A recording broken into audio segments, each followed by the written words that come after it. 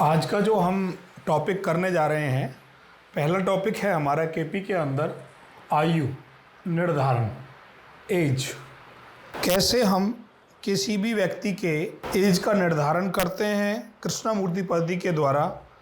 और एज के अंदर और भी बहुत सारे हमारे टॉपिक होंगे, जैसे कि आयु कितनी होगी, व्यक्ति की मृत्यु का कारण क्या होगा, व्यक्ति का मोड ऑफ डेथ क्या होगी, प्लेस क्या होगा, कौन सी दशा में व्यक्ति को सबसे ज़्यादा मृत्यु तुल्य कष्ट होगा और डेथ कौन सी दशा में होती है। ये सारे क्वेश्चनों को हम आयु और डेथ से रिलेटेड सभी चीज़ों को आज हम इसमें देखेंगे। तो सबसे पहले बेसिक इन्फॉर्मेशन आपको एज के चैप्टर की समझनी होगी। सबसे पहले हम क्या सीखते हैं, एज के लिए क्या है। जब भी आयु की बात करेंगे तो आपको पता होना चाहिए मारक प्लेस किन्हें कहते हैं। मारक होता है हमारा दूसरा भाव और सातवां भाव। मारक के साथ साथ हमारा जो अगला जो भाव होता है वो होता है हमारा बाधक। चर लगन के लिए 11वां भाव बाधक होता है, शिथिर लगन के लिए 9वां भाव और द्विस्वभाव लगन के लिए 7वां भाव बाधक है। ये जितने भी मैंने लिखे हैं सारे भाव लिखे हैं। अब हमें पहला पॉइंट, हमें मारक और बाधक पता होना चाहिए। दूसरा पॉइंट हमें क्या पता होना चाहिए, एज के लिए, आयु के लिए पॉजिटिव भाव कौन कौन से होते हैं। पहला, तीसरा, 5वां, 9वां और 11वां। पहला, तीसरा, 5वां, 9वां, 11वां, ये किसके लिए पॉजिटिव हैं? ये भाव आयु के लिए ये भाव हमारे पॉजिटिव हैं। पहला, तीसरा, 5वां, 9वां और 11वां। पहला भाव हमारा लॉन्गेविटी को बताता है, हमारी बॉडी की क्षमता को बताता है। तीसरा भाव हमारे शारीरिक क्षमता, हमारी योग्यता, हमारे पराक्रम को दर्शाएगा। 5वां भाव हमारा जितने भी हमारे जीवन में त्रिकोण होते हैं 5-9 वाले, ये अगर पॉजिटिव होते हैं तो आयु भाव के लिए बड़े अच्छे माने जाते हैं। और लाभ भाव भी यहाँ आयु के लिए अच्छा माना गया है। तो जो पॉजिटिव हाउस हैं 1, 3, 5, 9, 11, ये आपको दिमाग में रखने हैं एज के लिए कौन से पॉजिटिव हाउस हैं। पॉइंट नंबर 3 क्या याद रखना पड़ेगा इसमें, एज के केस में हमेशा यदि आपका सिग्निफिकेट रो में 4, 8, 12 को कोई भी प्लेनेट सिग्निफाई करता है तो इसका मतलब है वो प्लेनेट अपनी दशा में कहीं ना कहीं आपको एक्सीडेंट देगा। 4, 8, 12 आपके किसी भी प्लेनेट द्वारा सिग्निफाई करे जा रहे हैं तो वो प्लेनेट के माध्यम से आपको दुर्घटना दी जा रही है, ये दर्शाता है। अगला जो हमारा इसमें जो अगला पॉइंट है, आप देखिए ध्यान से, यहाँ बड़ा इंपॉर्टेंट चीज़ समझने को मिलेगी आपको। अभी मैं इनको मिक्स भी करूँगा आपस में, कैसे होगा। 4th हाउस जो होता है हमारा, 4th हाउस ये कमजोरी को दर्शाता है, शारीरिक कमजोरी, शारीरिक कमजोरी को दर्शाता है। अगला जो चौथा पॉइंट है 5वां, यदि किसी कुंडली के अंदर मारक अर्थात वो मारक को सिग्निफाई करे प्लस बाधक को सिग्निफाई करे, प्लस में 8 और 12 भी साथ में हो, अर्थात वो 2 और 7 को भी सिग्निफाई कर रहा है। जो लगन की कुंडली है एज पर लगन के अकॉर्डिंग बाधक को भी शो कर रहा है, प्लस में 8 और 12 भाव को भी सिग्निफाई करता है। तो ये केस होता है अल्प आयु, अल्प आयु का। अब यहां क्वेश्चन आता है आयु के केस में, ध्यान रखिए जो चीज मैं समझाने जा रहा हूं। यदि छठा रूल और भी है इसमें एक छोटा सा, यदि 6, 8, 12 कोई भी प्लेनेट यदि 6, 8 और 12 को सिग्निफाई करता है तो वह बीमारी को दर्शाता है। यहां 6 नंबर क्या है, रोग है, बीमारी। 8 नंबर क्या लिखा जाएगा यहां पर, कोई भी सर्जरी का होना, किसी भी प्रकार की सर्जरी होना, या आप इसको दुर्घटना भी कह सकते हैं, दुर्घटना का होना। और 12th हाउस यहाँ हमारा अस्पताल को दर्शाता है। यदि किसी कॉम्बिनेशन या प्लेनेट में 6, 8, 12 है, प्लस में मारक भी है और बाधक भी है, तो ये कॉम्बिनेशंस हमारा ये बताता है कि व्यक्ति की मृत्यु होगी किसी रोग या दुर्घटना के कारण, और वो हॉस्पिटलाइज होकर ही काम होगा उसका। हॉस्पिटल में मृत्यु होगी, चाहे वो रोग से हो, चाहे कोई एक्सीडेंट या दुर्घटना से हो। तो आयु के लिए हमें इन पॉइंटों को दिमाग में रखना होता है। ये मोटे मोटे 4-5 रूल हैं, बहुत छोटी, ज़्यादा बड़े नहीं हैं। अब हमें इनको अप्लाई करने से पहले ये समझना पड़ेगा कि आपकी जन्म कुंडली के अंदर कौन सा प्लेनेट आपको आयु दे रहा है, कौन सा प्लेनेट आपको रोग दे रहा है, डिजीज दे रहा है, ये आपको समझना पड़ेगा। इसे समझने के लिए हमें क्या करना होगा, पहले एज के चैप्टर को थोड़ा सा डिफाइन तरीके से समझना होगा। अब किसी व्यक्ति की एज आप एग्जैक्टली अगर ये कहने लगो कि आप 64 ईयर्स जियोगे, ये अभी आज की डेट में कहना बहुत कठिन है। आप ये तो बता सकते हो कौन सी दशा में मृत्यु होगी, आप ये बता सकते हो। ये बड़ा आसानी के तरीके से मैं बताना सिखाऊंगा, ये बता सकते हो। परंतु एज को एक मोटा मोटी रफली आइडिया लेने के लिए हमें इसे सेगमेंट में डिवाइड करना होगा। 0 से लेकर 33 ईयर तक इसको आप मान के चलें अल्प आयु, 33 से लेकर 66 तक का आप मध्यम आयु, 66 से लेकर और 80 तक आप दीर्घायु माने, दीर्घायु, और अबाव 80 इसको आप पूर्ण आयु माने, पूर्ण आयु। इस हिसाब से आप इसको 4 सेगमेंटों में डिवाइड कर लें समझने के लिए। जब हम इसे 4 सेगमेंटों में डिवाइड कर लेंगे तो आपको हर प्रश्न का जवाब देना आसान होगा, और कैसे किसी प्रश्न का जवाब दिया जाता है वो अब हम देखेंगे। इसके लिए आपको साथ साथ क्या करना पड़ेगा कि अभी आपने तुरंत ही क्वेश्चन को देखा और उसके मैटर को समझा, तुरंत आपको सॉफ्टवेयर के माध्यम से एग्जाम्पल को भी तुरंत ही समझना पड़ेगा, जिससे आप आसानी से उसे सॉल्व कर पाएँ। क्योंकि इनमें साथ के साथ प्रैक्टिकल अगर करते चलोगे तो आपको ईजिली हो जाएगा। अब मैं यहाँ पर इनका एक आपको स्क्रीन रिकॉर्डर भी इसमें ऐड करके दे देता हूँ, जिससे आप कर पाएँ। चलिए आइए अब हम जो चीज़ आपने पढ़ी है इसको एग्जाम्पल के तौर पर कैसे समझेंगे। आप एक एग्जाम्पल लिखिए, अभी सभी लोग लिखिए एग्जाम्पल। 17 जुलाई 1965, ये आपके सामने एक एग्जाम्पल है। अब हम इसे कैसे सॉल्व करेंगे ये आपको पूरा एग्जाम्पल लिखिए। 17 जुलाई 1965, 19:07, वेस्ट बंगाल, कोलकाता। देखिए ऐसे क्वेश्चनों को सॉल्व करने के लिए आप धीरे धीरे मेरे साथ प्रैक्टिस करिए, अब धीरे धीरे आपको समझ आता चला जाएगा। देखिए सबसे पहले आपको क्या पता होना चाहिए, जब हम एज की बात करते हैं तो एज कौन से भाव से देखते हैं, फर्स्ट हाउस से, पहला भाव, जिसको हम असेंडेंट बोलते हैं। तो आपको क्या पता होना चाहिए, असेंडेंट का सबलॉर्ड कौन है और नक्षत्र कौन है, ये 2 नोट कर लीजिए। पहले भाव का सबलॉर्ड है यहां पर जुपिटर, गुरु, और गुरु किस नक्षत्र में बैठा है, अर्थात सबलॉर्ड इन स्टार कौन है, मंगल। अर्थात आपने सोर्स को ले लिया है और रिजल्ट को ले लिया है, 2 चीजें आप दिमाग में लगते हुए चलिए। ये आपका सोर्स है, ये आपका रिजल्ट है। असेंडेंट सबलॉर्ड जो प्लेनेट है वो D1 चार्ट अर्थात राशि कुंडली के अंदर कहां बैठा हुआ होता है, उसे नोट कर लीजिए। गुरु कहां बैठा हुआ है, पंचम भाव में। मंगल कहां बैठा हुआ है, नवम भाव में, नोट कर लिया। अब आप देखिए ध्यान से, गुरु के सिग्निफिकेटर क्या है उनको नोट कर लीजिए। गुरु क्या दे रहा है आपको वो नोट कर लीजिए। 3 4 5 8 11 एंड 12। मंगल क्या दे रहा है?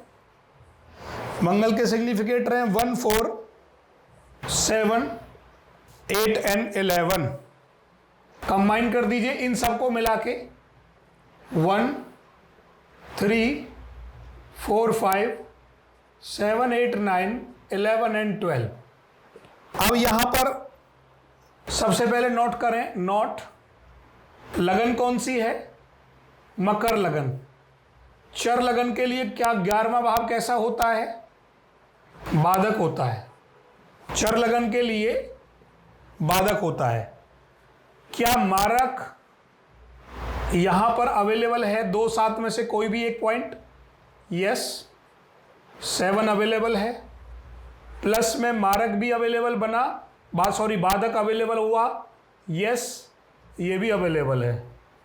मारक प्लस बाधक दोनों आ रहे हैं साथ में। अब आगे जब आप बढ़ोगे आप देखिए क्या 4 नंबर वीक हेल्थ को भी दर्शा रहा है। 4 = वीक हेल्थ। प्लस में मैंने आपको बताया था साथ में क्या क्या है, आप नोट करिए। 4 भी है, 8 भी है, 12 भी है। सबसे पहले क्या लिखवाया था? एक्सीडेंट, दुर्घटना। अर्थात एज के लिए यदि मारक प्लस बाधक के साथ हमारे असेंडेंट के कॉम्बिनेशन के अंदर 4 8 12 आ जाए, 6 8 12 आ जाए, 7 8 12 आ जाए, परंतु किसके साथ? मारक प्लस बाधक के साथ। अगर मारक प्लस बाधक नहीं है तो इसका रोल अलग होगा। केवल इतना रोल होगा कि ये आपको जीवन में दुर्घटना दे सकता है, ये आपको बीमारी दे सकता है, ये आपको अग्रेशन दे सकता है। अगर मारक प्लस बाधक के साथ ये हैं 4 8 12 6 8 12 7 8 12 या कोई भी नेगेटिव जो नंबर बनता है वो अगर अवेलेबल है तो वह मेरी आयु के केस में, एज के केस में नेगेटिविटी को दर्शाता है, नेगेटिव रोल निभाता है।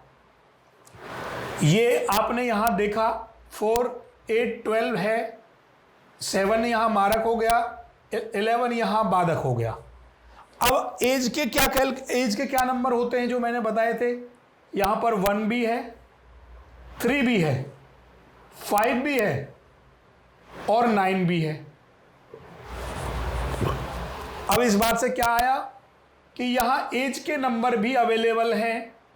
आयु को भी दर्शा रहा है, मारक को भी दर्शा रहा है, प्लस बाधक को भी दर्शा रहा है, प्लस में यहां ये 7 8 12 4 8 12 इनको भी दर्शा रहा है।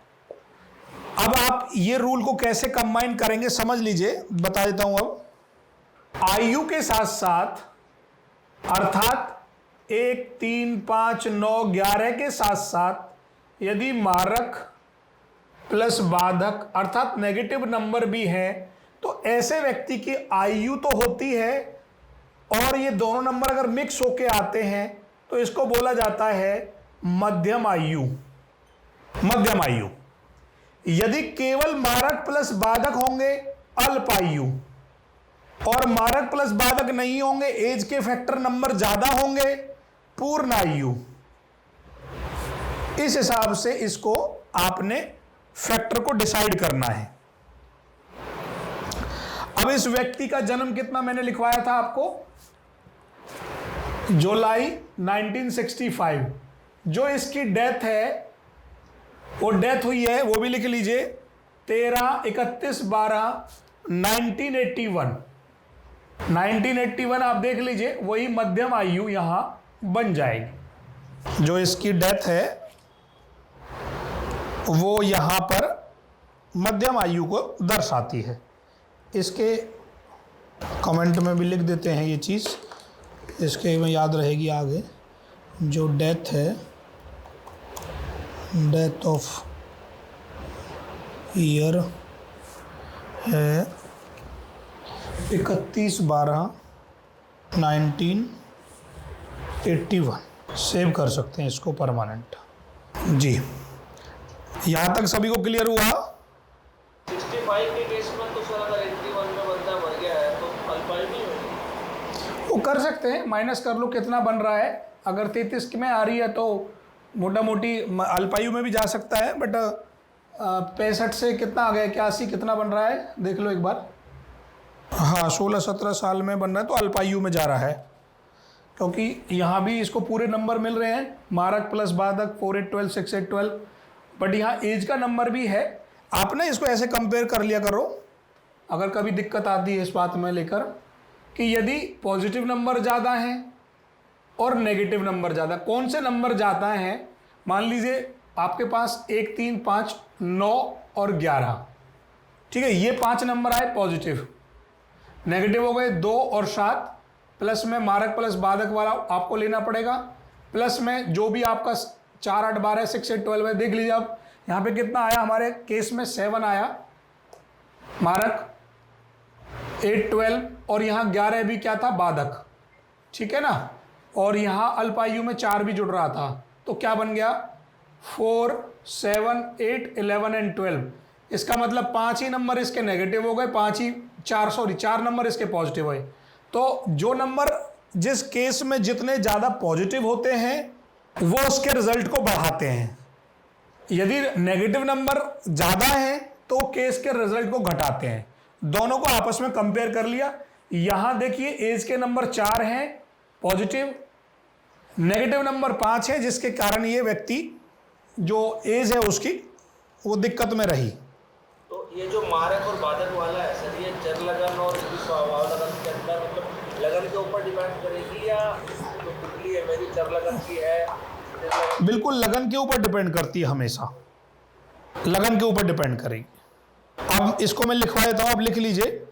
यदि लगन का, अब मैं बोलूंगा हमेशा ही ध्यान रखना, जैसे मैं बोलता हूं उपनक्षत्रेश, इसका मतलब है जो एक कंबाइंड सिग्निफिकेटर आए इसको बोलते हैं उपनक्षत्रेश।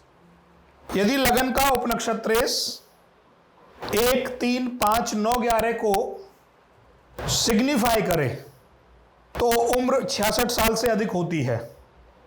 यदि, अगला पॉइंट लिखे, यदि लगन का उपनक्षत्रेश 2 7 6 9 12, अर्थात मिक्स कर दिया मैंने, अब की बार मारक को ले आया हूं, 2 7 6 9 12 है, अथवा बाधक स्थान को भी इंडिकेट करे तो आयु 33 साल से अधिक होती है। रूल नंबर 3, यदि लगन का उपनक्षत्रेश 1 5 9 11 के साथ साथ 2 7 6 12 या 8 12 प्लस में बाधक स्थान को इंडिकेट करे,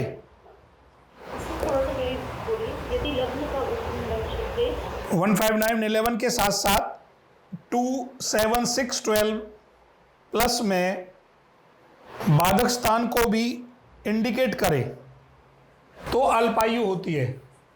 अब नेक्स्ट आगे लिखिए, इसके अलावा क्या है अब नेक्स्ट हमारा, अगला हमारा जो इसमें आता है बात, अगला क्वेश्चन आता है मृत्यु का कारण व मृत्यु कैसी होगी। Mode of death, type of death, mode of death. देखिए आयु के साथ साथ आपको पता ही है जब भी क्वेश्चन होगा तो आयु और मृत्यु दोनों एक साथ उठते हैं। आयु हमेशा फर्स्ट हाउस से देखी जाती है और मृत्यु हमेशा 8th हाउस से देखी जाती है, ये दिमाग में फिट कर लें। तो मृत्यु देखने के लिए 8वें भाव को समझना होगा। 8वां भाव जो है वो मृत्यु का है। अब इसे समझने के लिए, हमें मृत्यु को समझने के लिए सबसे पहले आपको पता होना चाहिए पापी ग्रह कौन से होते हैं। आयु के केस में जो पापी ग्रह हैं उनको लिख लीजिए, उनको बोलते हैं राकेश, अर्थात राहु केतु शनि मंगल। राहु केतु शनि मंगल ये कैसे ग्रह हैं आयु के लिए, पापी ग्रह हैं। अब इसको थोड़ा सा एक बार वैसी भाषा में लिखिए, लिखित भाषा में, जिससे आपको याद रहे हमेशा। लिखिए 8वें भाव का सब लॉर्ड यदि सौम्य प्लेनेट है तो मृत्यु आरामदायक होती है, और यदि 8वें भाव का सब लॉर्ड पापी ग्रह है तो मृत्यु कष्टदायी होती है। अब सौम्य ग्रह में क्या कौन कौन से ग्रह आ जाएंगे, बुध, शुक्र, गुरु, ये सौम्य ग्रह में आ जाएंगे। तो नोट करके लिखें, नोट। सबलॉर्ड क्या बता रहा है? सबलॉर्ड बता रहा है मृत्यु कैसी होगी, अर्थात 8th हाउस का जो सबलॉर्ड है वो किस प्रकार का है। यदि शनि है, मंगल है, राहु है, केतु है, तो जो डेथ है वो कहीं ना कहीं पीड़ादायक होगी। और यदि 8th हाउस का सबलॉर्ड यदि शुक्र है, गुरु है, चंद्रमा है और बुध है, तो मृत्यु आरामदायक होती है, कष्ट नहीं होता है। ये पॉइंट यहां तक सबको क्लियर हो गया। इसी में अगला जो पॉइंट है मोड ऑफ डेथ, ऑब्लिक करके है टाइप ऑफ डेथ, अर्थात कुछ लोग ये जानना चाहते हैं किस प्रकार या कारण, मृत्यु किस प्रकार या उसका कारण जानना चाहते हैं। तो वो कारण जानने के लिए क्या यूज करना पड़ेगा, ये नोट करें आप।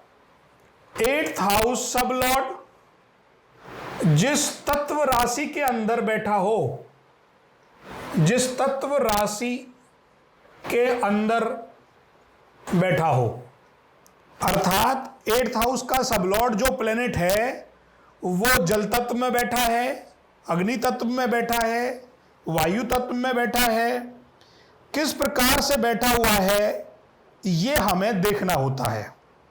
अब नीचे लिखिए इसमें, यदि 8th हाउस का सबलॉर्ड जल तत्व में बैठा हो, 4, 8, 12 राशि में बैठा होता है, यदि 8th हाउस का सबलॉर्ड जल तत्व राशि में बैठा हो, तो जो मृत्यु है वो किसी ना किसी कारण, जल के कारण होगी।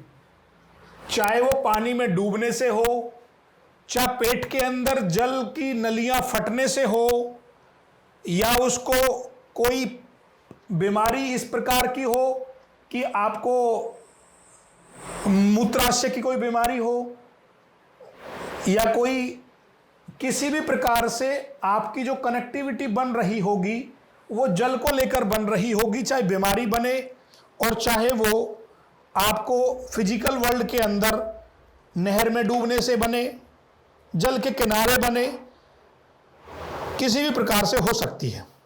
यदि अगला पॉइंट, यदि 8th हाउस का सबलॉर्ड वायु तत्व राशि में है तो व्यक्ति की मृत्यु दम घुटने से, जहरीली गैस से, हवाई जहाज से, धुएं में सांस लेने से, अर्थात वायु का बॉडी में नहीं जाना, ऑक्सीजन का बॉडी में नहीं जाना, ये सभी मृत्यु के कारण बनते हैं। अगला पॉइंट लिखिए, यदि अग्नि तत्व में हो, कौन? 8वें भाव का उपनक्षत्र यदि अग्नि तत्व में है, पेट में एसिडिटी के कारण, विस्फोट के कारण, दुर्घटना, ऑपरेशन या अग्नि आग में जलने के कारण मृत्यु होती है।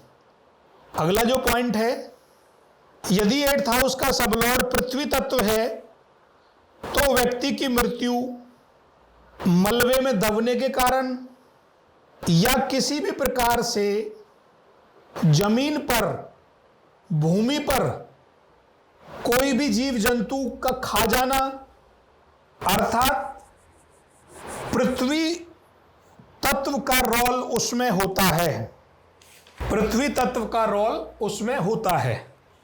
अब देखिए आगे, मान लीजिए 8th हाउस का सबलॉर्ड एनी प्लेनेट है, कोई भी प्लेनेट हो सकता है 9 के 9 से, तो क्या रोल होगा, क्या रोल होगा मृत्यु में, क्या रोल होगा मृत्यु में? देखिए, मान लीजिए यदि शुक्र है, एक कौन है? वीनस, शुक्र, तो लिखिए कैसे मृत्यु होगी उसकी, क्योंकि देखिए ध्यान से, प्लेनेट, ग्रह प्लस में तत्व राशि दोनों का रोल होता है।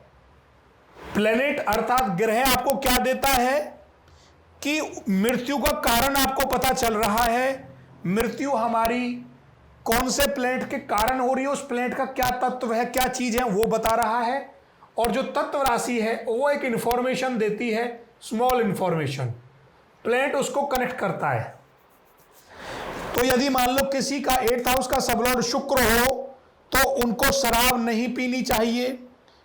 दूसरी बात, लिखते चलिए, यदि वीनस है तो मधुमेह भी हो सकता है, शुगर हो सकती है, बीपी हो सकता है, डायबिटीज हो सकती है, या कोई सेक्सुअल प्रॉब्लम्स पार्ट में दिक्कत हो सकती है, उसके कारण भी मृत्यु हो सकती है।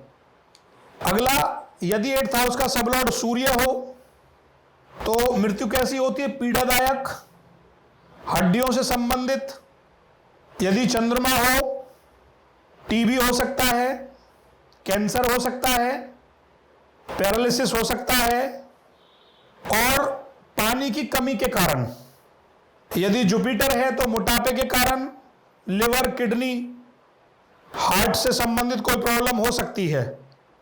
मंगल और शनि हो, 8th हाउस का सबलॉर्ड मंगल और शनि हो तो क्या होता है?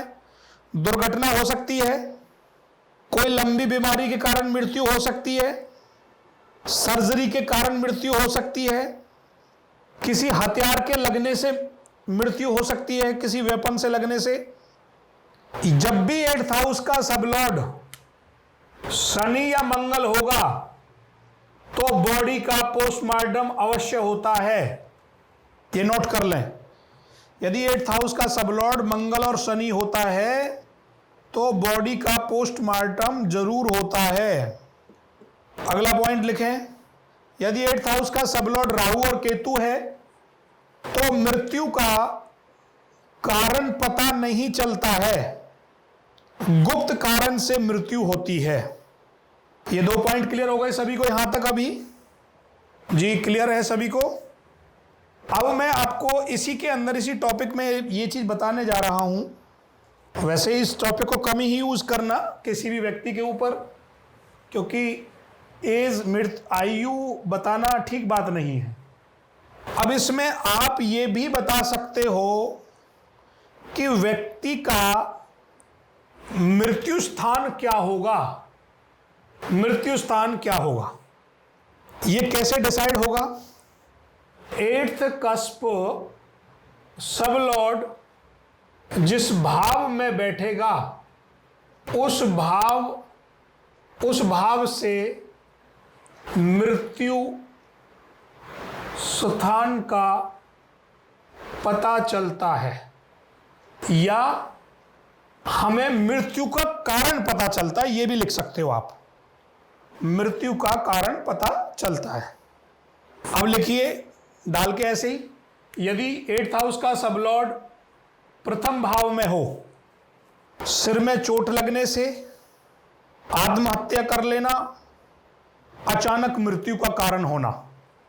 यदि 8th हाउस का सबलॉर्ड सेकंड हाउस हो, सेकंड हाउस में बैठा हो, प्राकृतिक मृत्यु होती है। और यदि दूसरे और 8वें भाव का कोई संबंध जुड़ा हो तो व्यक्ति की हत्या की जाती है। दूसरा भाव जनरली नेचुरल माना गया क्योंकि मारक है, उसे आयु के केस में नेचुरल का स्थान दिया गया है। परंतु यदि दूसरे भाव का संबंध 8वें से जुड़ जाए, दूसरे भाव का संबंध 8वें से जुड़ जाए तो वो प्राकृतिक नहीं रहती, वो हत्या हो जाती है। अभी एग्जांपल करके दिखाऊंगा। तीसरा, यात्रा में दुर्घटना, यदि 8th हाउस का सबलॉर्ड 3rd में बैठा हो, यात्रा में मृत्यु, यात्रा में दुर्घटना के कारण मृत्यु, या कोई अचानक स्ट्रोक का पड़ना, कोई भी स्ट्रोक आ जाना अचानक। यदि चौथा हो, दुर्घटना के कारण मृत्यु, मलबे में दबने के कारण मृत्यु, घर में रहस्यमयी मृत्यु, पानी में डूब जाना, बाथटब में डूब जाना, जैसे अभी श्रीदेवी का हुआ था। यदि 8th हाउस का सबलॉर्ड 5वें भाव में हो, संतान उत्पत्ति के द्वारा, खेलों की गतिविधि के कारण अचानक स्ट्रोक पड़ जाना।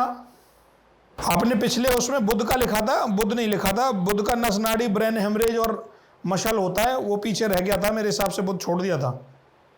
बुध का भी लिख लेना पीछे। बुध का होता है नस नाड़ी, brain haemorrhage, muscles, nerve system, nervous, जो हमारी नसें होती हैं।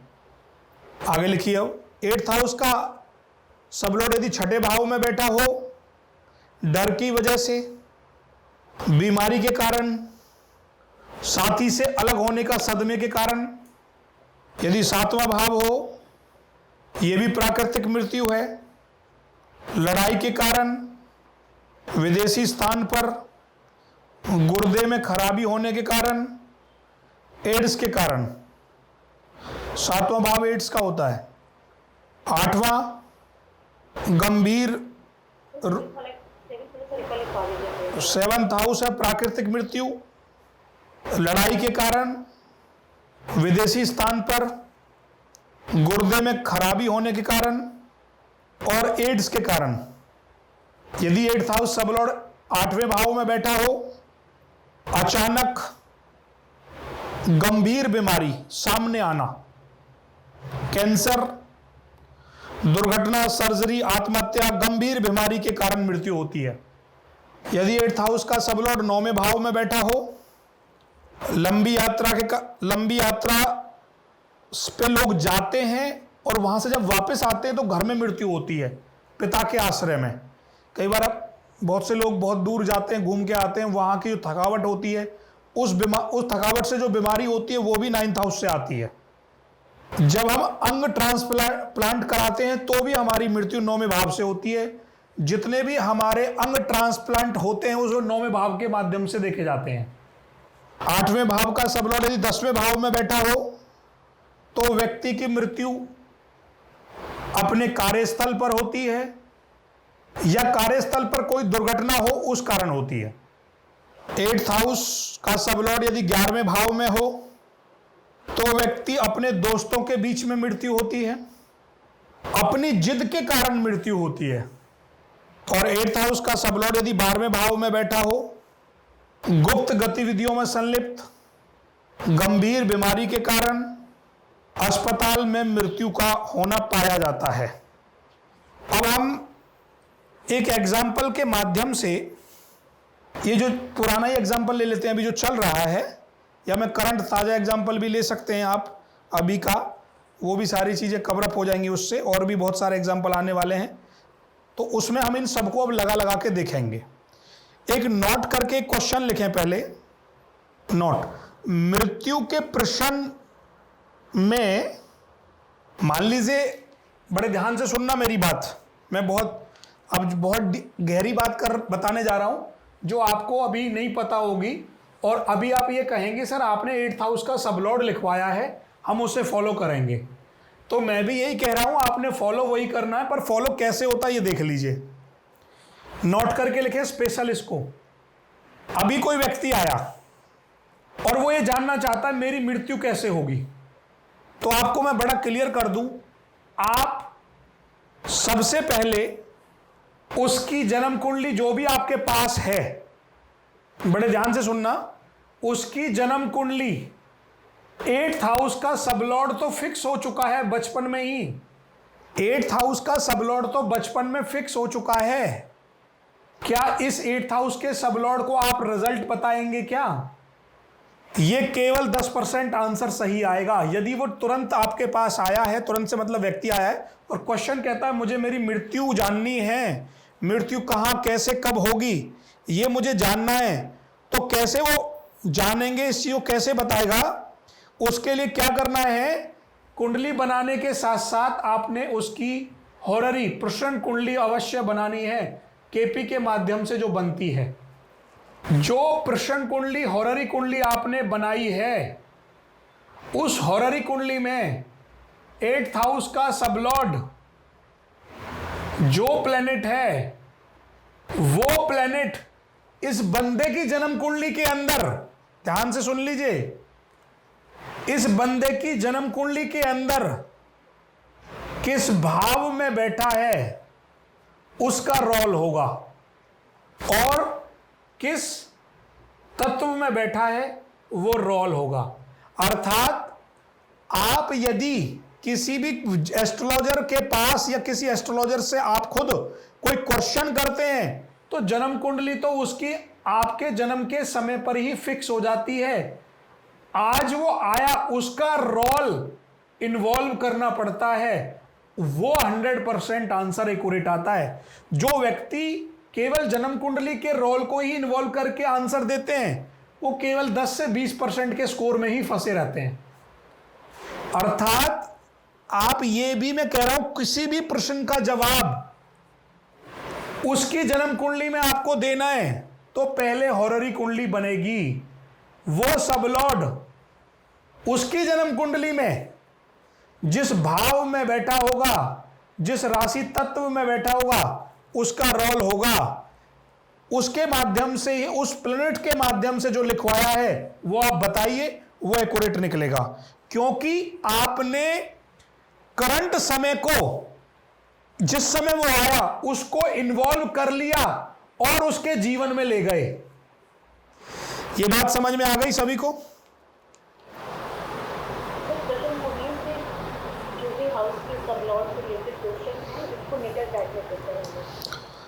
हॉररी कुंडली का जो भी इंफॉर्मेशन हमें जिस सबलॉर्ड से मिलती है उसे आपको नेटल चार्ट में लेके जाना है।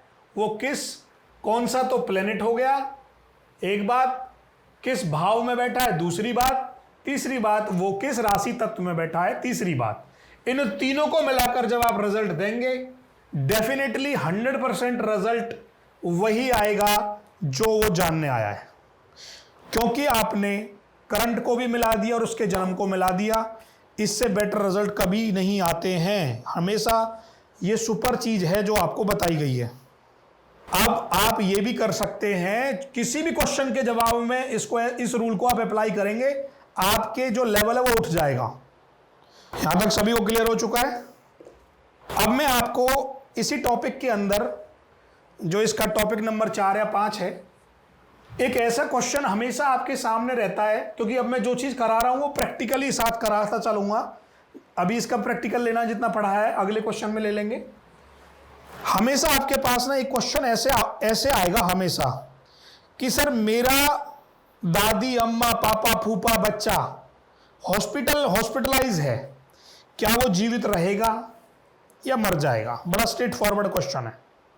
इसको कैसे नोट करें? यदि आपके पास कोई व्यक्ति ये पूछने आता है कि मेरा या कोई किसी का भी व्यक्ति हॉस्पिटल में है, क्या वो जीवित है, मर चुका है, बचेगा या नहीं बचेगा, ये सारे आंसर के टॉपिक में अब इसमें बताता हूं। समझ रहे हैं?